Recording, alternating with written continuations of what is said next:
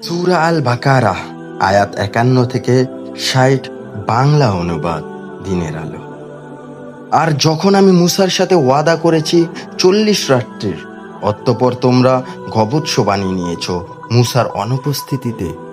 বস্ত্র তোমরা ছিলে জালেম, তারপর আমি তাতেও তোমাদেরকে ক্ষমা করে দিয়েছি, যাতে তোমরা কৃতজ্ঞতা স্বীকার করে নাও। আর স্মরণ করো যখন আমি মূসাকে কিতাব এবং সত্য মিথ্যার পার্থক্য বিধানকারী নির্দেশ দান করেছি, যাতে তোমরা সরল পথ প্রাপ্ত হতে পারো। আর যখন মূসা তার সম্প্রদায়কে বলল, হে আমার সম্প্রদায়, তোমরা তোমাদেরই ক্ষতি সাধন করছো এই গবৎস নির্মাণ করে, কাজেই এখন তওবা করো স্রষ্টার প্রতি এবং নিজ নিজ প্রাণ বিসর্জন দাও। এটাই তোমাদের জন্য কল্যাণকর তোমাদের স্রষ্টার নিকট। তারপর তোমাদের প্রতি লক্ষ্য করা হলো, নিঃসন্দেহে তিনি ক্ষমাকারী, অত্যন্ত মেহেরবান। আর যখন তোমরা বললে, হে মূসা, কস্মিন কালেও আমরা তোমাকে বিশ্বাস করব না যতক্ষণ না আমরা আল্লাহকে প্রকাশ্যে দেখতে পাবো।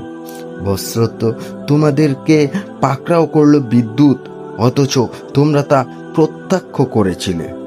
তারপর মরে যাবার পর তোমাদেরকে আমি তুলে দাঁড় করিয়েছি, যাতে করে তোমরা কৃতজ্ঞতা স্বীকার করে নাও।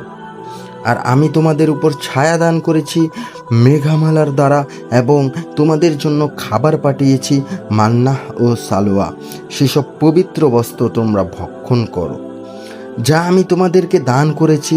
বস্তুত তারা আমার কোনো ক্ষতি করতে পারেনি, বরং নিজেদেরই ক্ষতি সাধন করেছে।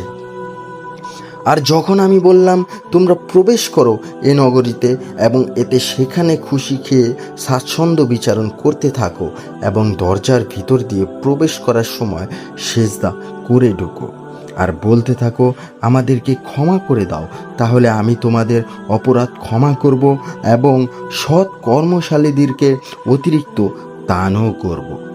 অতঃপর জালেমরা কথা পাল্টে দিয়েছে যা কিছু তাদেরকে বলে দেওয়া হয়েছিল তা থেকে। তারপর আমি অবতীর্ণ করেছি জালেমদের উপর আযাব আসমান থেকে নির্দেশ লঙ্ঘন করার কারণে। আর মূসা যখন জাতির জন্য পানি চাইল, তখন আমি বললাম, শ্রেয়যষ্টির দ্বারা আঘাত করো পাথরের উপরে। অতঃপর তা থেকে প্রবাহিত হয়ে এলো 12টি প্রস্তবন, তাদের সব গোত্রে চিনে নিল নিজ নিজ ঘাট। আল্লাহর দেয়া রিজিক খাও, পান করো, আর দুনিয়ার বুকে দাঙ্গামা করে বেরিও না।